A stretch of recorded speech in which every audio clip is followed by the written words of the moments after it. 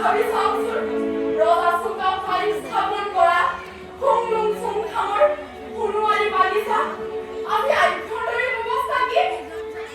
ইয়াৰ কাৰণেই নে মূলা গাভৰুৱে বিদেশী মোগলৰ হাতত প্ৰাণ দিছিল?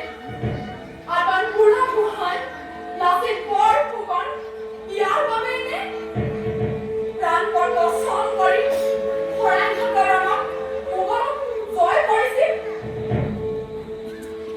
বংশৰ তেজেৰে আজি অসমৰ ৰাজসিংহাসন ৰাঙলী হৈ পৰিছে।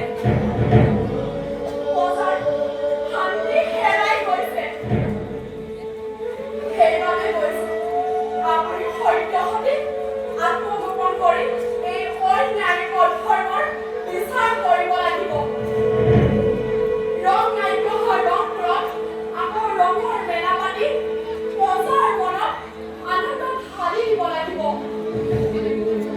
কমহৰেও আপুনি পাৰিবনে? নাই, তুমি চিন্তা কৰিব নহয়। মই ৰাজবংশত জন্ম লৈ চুলি খোৱা মই নাথাকো পাৰিম। অসম্ভৱ, মোৰ এই নহ'ব। মৃত্যু আৰু থাকিবৰ পৰা মই মাতি হ'লা।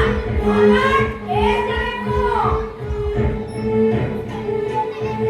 কিন্তু কেনেকৈ? ভক্তিয়ে মোৰ শৰীৰৰ ভক্তি, ইহঁতৰ ভক্তি পৰীক্ষা কৰিবলৈ।